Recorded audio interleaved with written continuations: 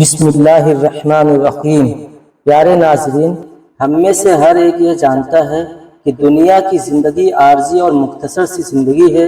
ایک نہ ایک دن ہم میں سے ہر ایک کو انتقال کرنا ہے اور اس دنیا فانی کو چھوڑ کر اپنے اصلی ٹھکانہ آخرت کی طرف جانا ہے۔ اور موت ایک ایسا دروازہ ہے جس میں سے ہر ایک کو گزرنا ہے، خواہ وہ بچہ ہو، جوان ہو یا بوڑھا ہو، ہر ایک کو موت کے دروازے میں سے گزرنا ہے۔ جس طرح کی اللہ تبارک و تعالی قرآن پاک میں ارشاد فرماتا ہے، ہر جاندار کو موت کا مزہ چکھنا ہے۔ پیارے ناظرین، دنیا اور آخرت کے بعد ایک اور عالم ہے جس کو ہم عالم برزخ کہتے ہیں۔ مرنے کے بعد اور قیامت سے پہلے تمام جناتوں اور انسانوں کی روحوں کو عالم برزخ میں رہنا ہوتا ہے، اور روح کہیں بھی ہو جسم کے ساتھ اس کا تعلق رہتا ہے۔ قبر پر آنے والوں کو پہچانتی ہے، اور یہ کہنا کہ فلاں کی روح فلاں کے اندر چلی گئی یا اس نے دوبارہ جنم لیا، یہ عقیدہ قرآن اور سنت کے خلاف ہے۔ حدیث شریف میں آتا ہے کہ جب مسلمان مرتا ہے تو اس کی روح کھول دی جاتی ہے کہ جہاں چاہے وہاں چلی جائے۔ اور حضرت سعید بن مسیر رضی اللہ تعالیٰ عنہ سے مروی ہے کہ حضرت سلیمان فارسی عبداللہ بن سلام رضی اللہ تعالیٰ عنہ جب آپس میں ملے تو ایک دوسرے سے کہا کہ اگر مجھ سے پہلے کوئی انتقال کرے تو مجھے خبر ضرور دینا کہ وہاں کیا پیش آیا ہے۔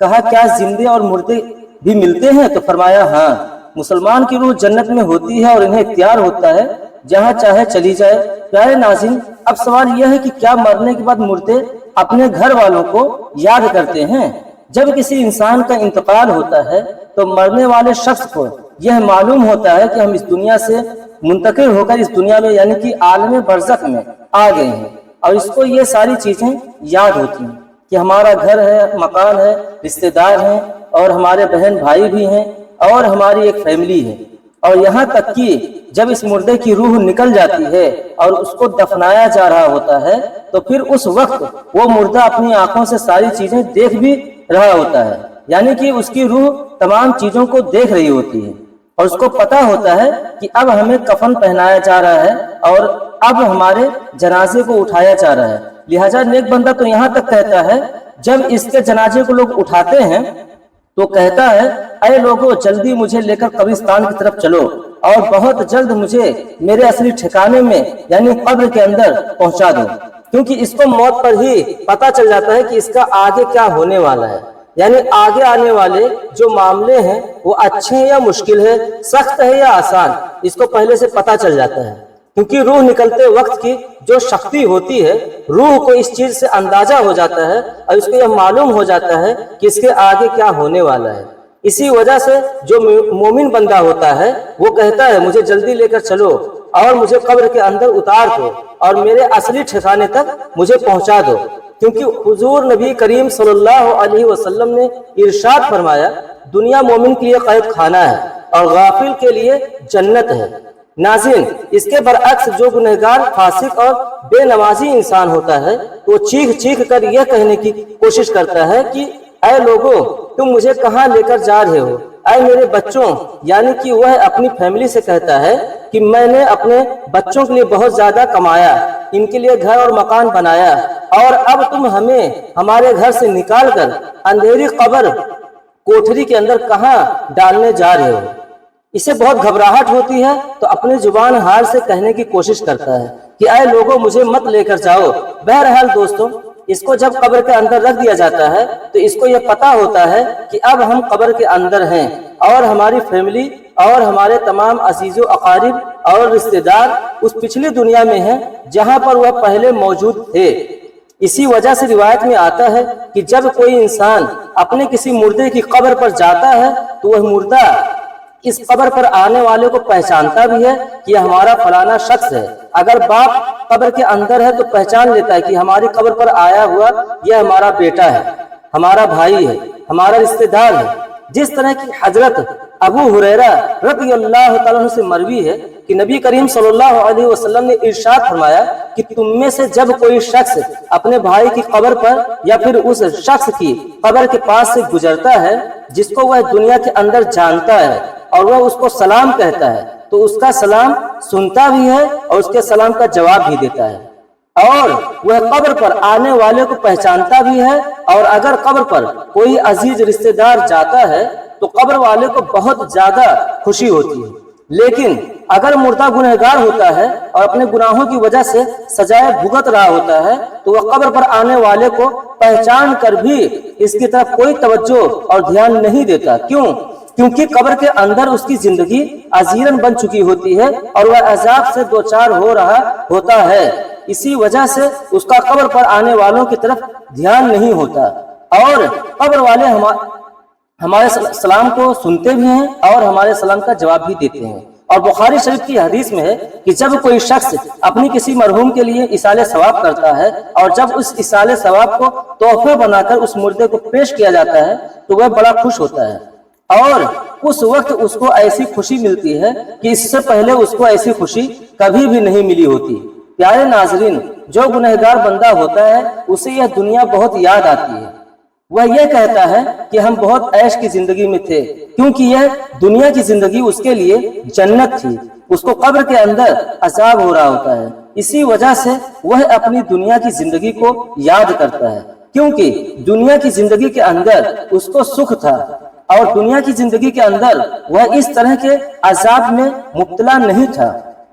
اسی وجہ سے گنہگار شخص دنیا کی زندگی کو یاد کرتا رہتا ہے اور اپنے گھر والوں کو یاد کرتا رہتا ہے۔ اسی وجہ سے اسلام میں مرحومین کے لیے ایصال ثواب کی تلقین کی گئی ہے، کیونکہ ایصال ثواب کرنے سے جو گنہگار ہوتا ہے ان کے گناہوں کی بخشش ہوتی ہے اور جو نیکوکار ہوتے ہیں ان کے درجات بلند ہوتے ہیں۔ لہٰذا ہمیں ہر حال میں اپنے مرحومین کو یاد رکھنا چاہیے اور ان کے لیے ایصال ثواب کا اہتمام کرنا چاہیے، اور ہمیں چاہیے کہ جب ہم استغفار کریں تو ہم اپنے لیے نہ کریں بلکہ اپنے استغفار میں اپنے تمام عزیزوں رشتہ داروں مرحومین کو بھی شامل رکھیں۔ ناظرین، لیکن جو نیک بندہ ہوتا ہے تو وہ دنیا کی زندگی کو یاد نہیں کرتا، کیونکہ دنیا کی زندگی اس کے لیے قید خانہ تھی اور اس کے لیے قبر کی زندگی یعنی کہ عالم برزخ کی زندگی جنت ہوتی ہے، کیونکہ اس کے لیے قبر میں جنت کا بچھونا بچھا دیا جاتا ہے اور اس کو جنت کا لباس پہنا دیا جاتا ہے، اور اس کی قبر جنت کے باغوں میں سے ایک باغ بن جاتی ہے، اور اس کی قبر میں جنت کی کھڑکی کھول دی جاتی ہے جس سے جنت کی خوشبو قبر کے اندر اس کو محسوس ہوتی ہے، اور نیک بندہ بڑی ہی راحتوں اور سکون میں ہوتا ہے۔ اسی وجہ سے اس کو دنیا کی اور اپنے گھر والوں کی کسی قسم کی کوئی ٹینشن اور فکر اور پریشانی نہیں ہوتی، کیونکہ اب وہ اپنی اس زندگی میں ہوتا ہے جس کے اندر اس کو راحت اور سکون ہوتا ہے اور جس کے اندر اس کو ہمیشہ ہمیشہ رہنا ہے، اور وہ اسی میں خوش ہوتا ہے، کیونکہ وہاں پر اس کو کسی قسم کا کوئی دکھ پریشانی اور تکلیف نہیں ہوتی بلکہ اس کے لیے راحتیں ہی راحتیں ہوتی ہیں۔ اور جو گنہگار بندہ ہوتا ہے اس کو یہ دنیا بہت یاد آتی ہے اور وہ قبر کی وحشتوں سے بہت پریشان ہوتا ہے۔ پیارے ناظرین، جو اصل چیز ہے وہ عمل ہے، جس طرح کہ علامہ اقبال رحمۃ اللہ تعالیٰ علیہ ارشاد فرماتے ہیں کہ عمل سے بنتی ہے زندگی، جنت بھی اور جہنم بھی، یہ خاکی اپنا فطرت میں نہ نوری ہے نہ ناری، عمل پر یہ ساری چیزیں ہیں۔ اگر انسان کے اعمال اچھے ہیں تو موت سے اچھا کوئی میسج نہیں، اور اگر انسان کے عمل خراب ہیں تو موت سے برا اس کے لیے کوئی پیغام نہیں۔ اسی وجہ سے اللہ تبارک و تعالیٰ قرآن پاک میں یوں ارشاد فرماتا ہے، ترجمہ: تم اپنے رب سے گڑ گڑا کر اور آہستہ دو طریقوں سے دعا کیا کرو، بے شک وہ حد سے بڑھنے والوں کو پسند نہیں کرتا۔ اور نماز جنازے کو حوالے سے حضور صلی اللہ علیہ وسلم کا ارشاد ہے، جو کسی میت کی نماز جنازہ 40 مسلمان پڑھے جو اللہ تبارک و تعالیٰ کے ساتھ کسی کو شریک نہیں ٹھہراتے تو اللہ تبارک و تعالیٰ اس میت کے حق میں ان کی سفارش کو ضرور قبول فرماتا ہے۔ دوسری روایت میں ہے کہ آپ صلی اللہ علیہ وسلم کا ارشاد ہے، جس میت کی نماز جنازہ امت مسلمہ کے 100 افراد ادا کرتے ہیں اور اس کے بعد وہ اس میت کے لیے سفارش کرتے ہیں تو ان کی سفارش اس میت کے حق میں قبول کی جاتی ہے۔ اور امام ابن قیم رحمۃ اللہ تعالیٰ علیہ فرماتے ہیں کہ نماز جنازہ کا مقصد میت کے لیے دعا کرنا ہے، لہذا قبر کے پاس کھڑے ہو کر دعا کرنی چاہیے اور میت کے لیے مغفرت طلب کرنی چاہیے، جس طرح کی حضرت عبداللہ بن عمر رضی اللہ تعالیٰ عنہ سے روایت ہے کہ نبی کریم صلی اللہ علیہ وسلم جب میت کو قبر میں رکھتے تو فرماتے شروع اللہ تبارک و تعالیٰ کے نام سے اور رسول اکرم صلی اللہ علیہ وسلم کے طریقے پر۔ ناظرین، حضرت عثمان بن عفان رضی اللہ تعالیٰ عنہ کی روایت ہے، وہ کہتے ہیں کہ جب رسول اللہ صلی اللہ علیہ وسلم میت کی تدبیر سے فارغ ہوتے تو قبر پر کھڑے ہو کر فرماتے اپنے بھائی کے لیے مغفرت کی طلب کرو اور اس کے لیے ثابت قدمی مانگو، اس لیے کہ ابھی اس سے سوال کیے جائیں گے۔ اللہ تبارک و تعالیٰ سے دعا ہے کہ اللہ تبارک و تعالیٰ ہمیں نیک اعمال کرنے اور گناہوں سے بچنے کی توفیق عطا فرمائے اور ہمیں دنیا، آخرت، قبر اور حشر میں کامیابی سے ہمکنار فرمائے، آمین۔ پیارے دوستوں، امید کرتا ہوں کہ آج کی ویڈیو آپ کو پسند آئی ہوگی۔ ویڈیو کو لائک ضرور کریں اور ساتھ ہی ساتھ چینل کو بھی سبسکرائب کر دیں۔ ملتے ہیں نیکسٹ ویڈیو میں، خدا حافظ۔